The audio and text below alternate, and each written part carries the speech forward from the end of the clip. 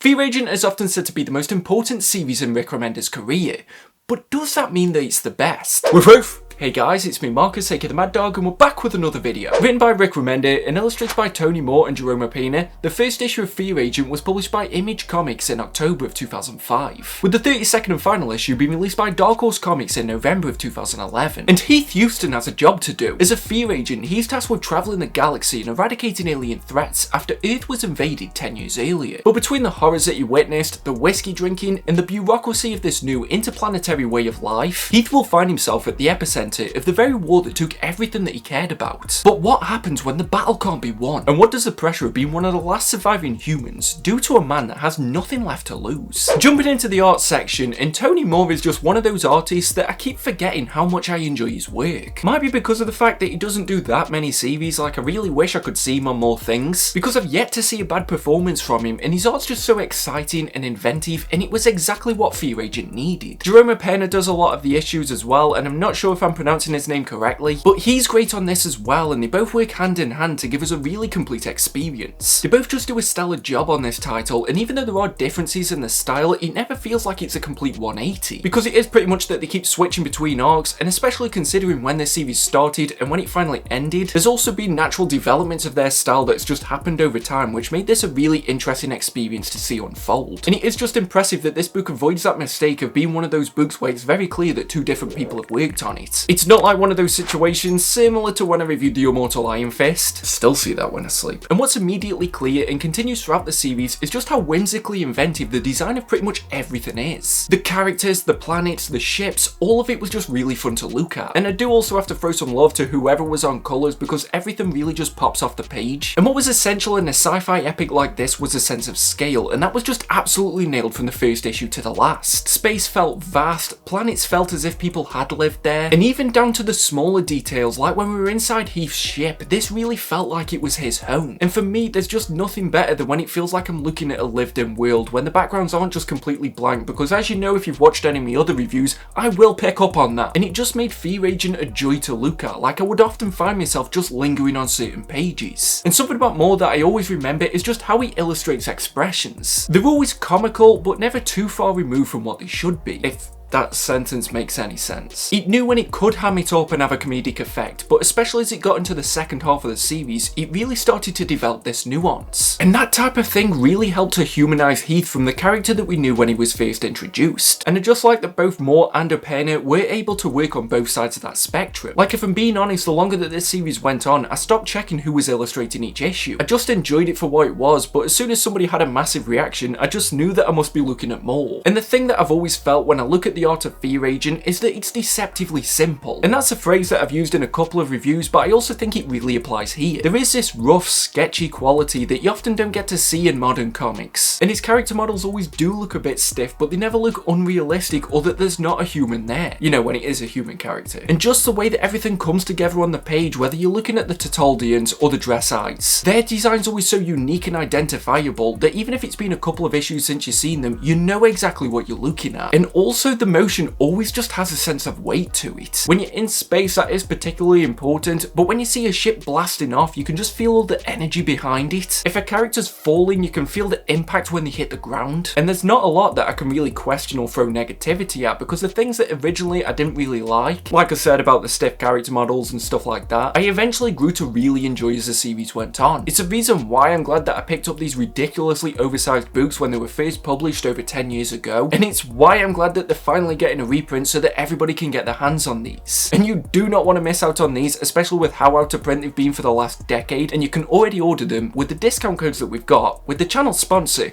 Organic Price Books. They've got great packaging, fast shipping, and amazing customer services, and if you use code WOOFWOOF, you'll get $2 off your order. And if you're ordering 3 or more books and you want them to be delivered together, make sure you use code WOOFWOOF, ship it together for 5% off your entire order. Don't worry, you can just copy and paste them from the description down below, and you can use these codes episodes as many times as you like. Jumping into the story section now, and people can say whatever they want about Rick Remender, but the one thing that's always been clear to me is that he understands every single corner of the universe that he's created, and that's especially evident from the very first page of Fear Agent. The world building of this universe is a strength straight out of the gate, and I'm glad to see that that's something that carried over when I read other titles of his, such as Tokyo Ghost, and I think a large part of the reason of why that works so well is because of how quickly Remender can establish tone and atmosphere. From the very first issue, it's got that wacky, what on earth am I gonna see next kind of feel that something like Star Wars would give you, but it can also impressively switch it up with a single panel and make it tense and atmospheric like Aliens or The Thing. For the most part, that stayed consistent throughout the entire series. There was one particular arc where I felt like it went too goofy to the point where it was a detriment to the entire run, but I'll get onto that a bit later. And what's best is that this went one step further with the Tales of series. But it wasn't just a world that felt fully realised, because there were great characters in this. The obvious one is Heath, and your enjoyment of this series relies solely on how much you like him, and the whiskey drinking southern charm is a bit of a cliche that I could see being a bit grating for some people. Admittedly though, Fear Agent is one of those titles that I picked up because I was really interested in the wacky space alien stories, but I ended up staying because I became so invested in his journey. And I just loved that issue by issue, Remender peeled back the layers to show us the pain that he's been hiding, the guilt he carries, and the burden that's been forced on him. Admittedly, at first it did feel like Remender was relying a bit too heavily on the Texas cliches, but that was a feeling that disappeared the longer that the series went on. And the problems that I do have with the series, which I'm going to touch on later, might have been so big that I would have tapped out of this series if it was led by anybody other than Heath. Because the thing is, it's his voice that carries us through this. And trust me, because the one thing that I had most in common with Heath is that we both love the sound of our own voices. There were moments where I did just want him to shut up and let the art tell the story, or maybe even just the dialogue. And at the beginning, I really enjoyed the narration, especially the one in issue 1, I think it was, where it's talking about the greatest swordsman and how the novice swordsman actually poses a tougher test than the second greatest swordsman, which is what I've been saying for years, and it's the reason why you will never hear John Jones calling me out. Please don't tell him I said that. But I think because of the fact that I'm not a big fan of Mark Twain, it just felt like a lot of these quotes were there for the sake of intertextuality. Because at a certain point, if you've got a quote for absolutely everything, it loses the impact of having one. Probably the second most important character is Annie, and yeah, I'm even going to put her higher than Charlotte or Mara. I loved how this played on the trope of a ship having a voiced navigation system, but it actually ended up being the most important person in Heath's life. And as the book went on, and I realised that that was because she was the only person in his life that couldn't leave him or die, I just thought that this was fantastic. I loved the conversations between them two, and I even went back and read some of the earlier ones by the time that I got to the end. In parts, it felt like she was the parent that he never really got a chance to have, and then in others, it felt like she was just filling the void that was left by his wife. And you just know that a story is doing something right when I care about the non-living characters as much as I do the living ones, if not a little bit more. When it comes to Mara, I'm quite conflicted on her because I did love her as a character, but I felt that overall her story was a bit of a letdown. I'll save the majority of my criticisms for the spoiler section so that I don't ruin it for everybody, but I thought that she was a great inclusion in the first couple of story arcs, and it felt like she played a really integral part in Heath's life. But the disappointing thing is that she basically became a plot device at the halfway point as other characters from his past were reintroduced. Worse so, I just got the sense that Remender didn't know what to do with her after that point, and he just...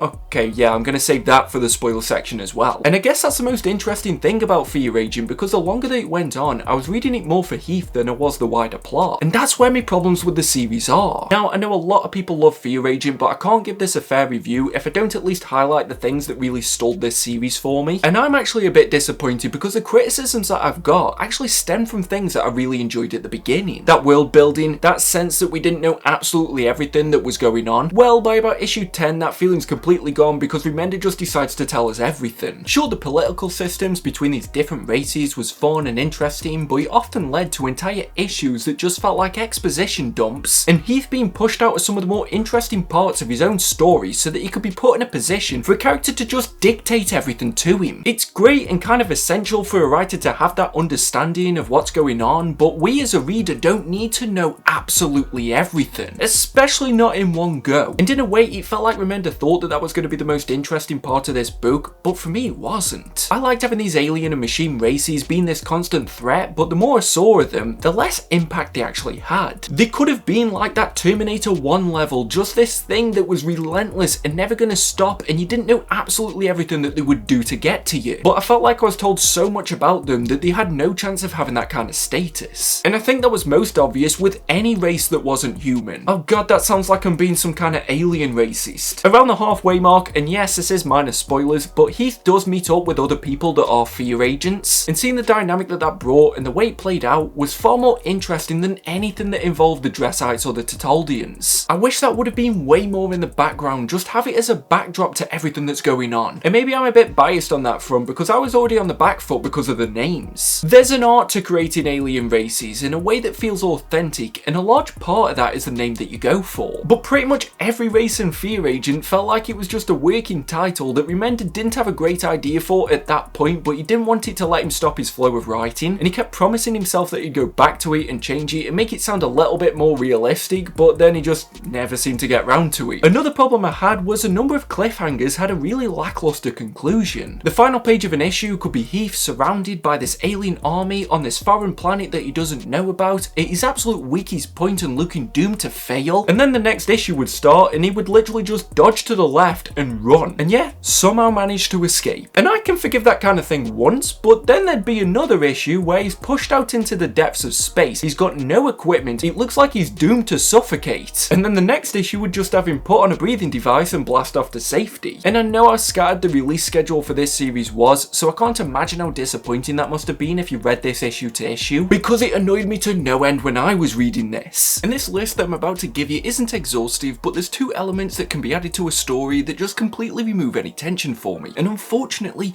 both of them are in Fear Agent. The first is time travel, which yes, I know is ironic considering that Terminator 2 is my favourite movie, but it takes a lot of discipline to be able to use time travel without it just becoming a scapegoat for whenever anything goes wrong. And the second thing on that list is cloning, and yeah, I know just telling you that is kind of minor spoilers, but both of these get out of jail free cards were implemented really early on in Fear Agent, and it felt like it was done so in such a cheap way just to get Heath out of a pickle. And then it was just constantly in the back of my head that whatever happened, if there was any kind of situation that looked like it was going awry, that it could just be immediately reversed with either of these. Anything serious or game changing could just be reversed, and I got to the stage where I was like, well, then what's the point? And because they were introduced so early on in the story, it felt like Remender just wanted them there so that he could undo anything that he later didn't like. And further to that, it was only really Heath that benefited from the time travelling and the cloning. There were plenty of characters that died or made bad mistakes and just had to live with them, and it felt like a real bad case of Deus Ex Machina why those characters couldn't go back in time or those characters couldn't be cloned. And I don't know about everybody else, but when I read a story like that, I end up looking for the explanations as to why that's the situation rather than I do enjoying the story. And I know bringing up those criticisms might make it sound like I didn't like this, but I really did. There was a lot that I loved, especially in the first half. I also really enjoyed the flashback arc, and it might have actually been my favourite of this entire series, even though that might sound quite contradictory to me saying that I hated all the exposition. But if I'm honest, I do think I enjoyed this more the first time that I read this, and it was a different time. It probably would have been about 10 or so years ago. I was younger, I wasn't as overcritical, and I didn't have to overanalyze everything for the sake of a review, but more so the landscape for independent comics was different. I hadn't read much from Image at that time or Dark Horse, it probably would have only been Hellboy. I don't even think I started The Walking Dead at that point. So Fear Agent was one of my first times reading this grand scale epic sci-fi adventure without any of the characters that I knew from other comics. But I have read a few more independent series since then and other titles that Rick Remender's made, and I think although I did still enjoy Fear Agent this time round, I can see some of the holes in the plot, and maybe when I'd been thinking about Fear Agent, I was looking more about where it sat within my comic reading journey than the actual series that I had in front of me. And it's weird because when I recently went back and read one of my other favourite titles, The Astonishing X-Men, I still really enjoyed that. There were still flaws that I noticed because I don't like sitting and doing a review where I just say that everything's great and I don't really give you any kind of devil's advocate, but I don't know, as I was going through it this time, there was those problems that I just couldn't avoid. The biggest example of that, when I thought back on this title, I completely forgot about that weird cowboy arc. I don't even think the biggest fan of Fear Agent could convince me that this arc was necessary or at least needed needed to go on for as long. And it's weird because if you haven't read Fear Agent, this probably sounds like one of those ideas that you're thinking to yourself, how could that not be great? Yet somehow I reckon you could have taken all of those issues out of here and it probably would have been a better experience. The character stuff that they were doing with Heath, they easily could have just put that into a different storyline. And again, Heath is a space cowboy, so it's not like we've taken him too far away from where he would naturally fit in. But this came at the worst time. It was way too late. I was already invested in all the other storylines that were going on, and it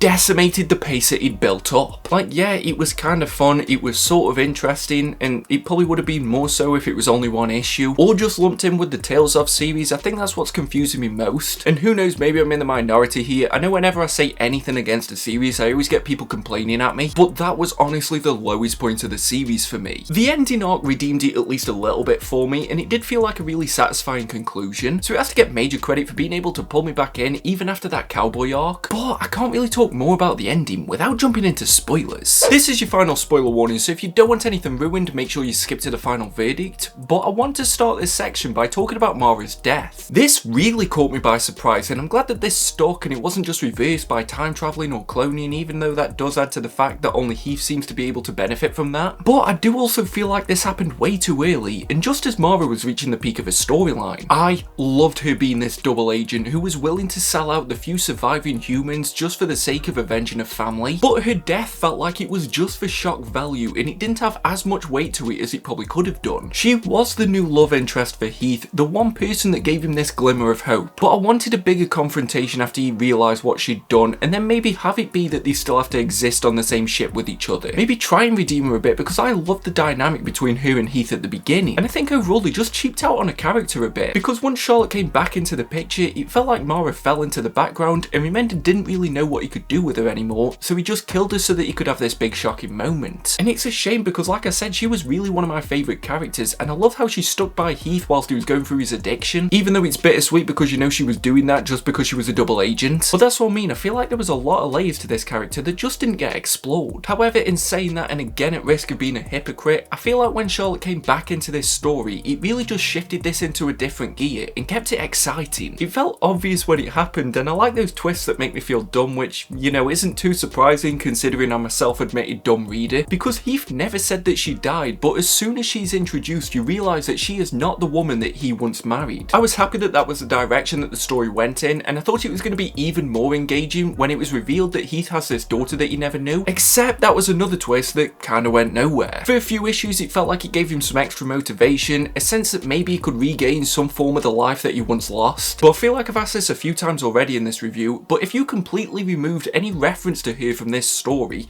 how much would actually change? As well, it became pretty clear that Charlotte was just never going to forgive Heath for committing genocide. You know, some women are just weird like that. So the whole thing felt like it was just dangling some kind of carrot in front of us, which I know was the situation that Heath was in as well. He couldn't fully leave behind the idea of what he once had, and he still was chasing to get that back, even though everybody else had kind of moved on. And to be fair, I wouldn't trade that for the fact that Heath did take that decision during the flashback arc, because for me, if I could just pick out one issue that I think was absolutely perfect, it would probably be that one. It was the most interesting thing that happened in this entire thing, and it was one of those that made me go back and read earlier issues. And it did make you question how much you do really like Heath as a character, so I'm saying that I wish the Charlotte thing didn't happen, but at the same time I think it would have cheapened the effect of that scene. Now, the ending itself, I am a very big fan of when a series will do something looking into the future and a character's just really old, and you are watching the absolute last part of their life. I love storylines like that, and Fear Agent absolutely delivered on it, even if I do think the plot itself was a bit of a convoluted mess. Again, please bear in mind when you're ranting about my views in the comment section below that I am a dumb reader, because I kind of completely checked out of whatever was happening, because there were so many different wars that were going on, there were so many different battles that were going on between species. There was a Totaldi invasion of Charlotte, and I was reading that part very late at night, and I wasn't sure if that was the Charlotte that we'd had throughout the entire book. Yeah, a lot of this ending really went over my head, but the last issue in particular was amazing. This final arc really solidified that relationship that I loved between Heath and Annie, and I'm not afraid to admit it did kind of hit me in the feels. You had all these flashbacks with his mum, and you realise that that was something that he'd never really resolved within himself. He gets to see a glimpse of what his life could have been if the invasion never happened in the first place, and slowly, page by page, we realise that Heath isn't getting out of this situation, and he gets some kind of peace that he never had throughout the rest of the series. I loved that. I think it was a perfect close for this, and I think I really would have been thinking much higher of this series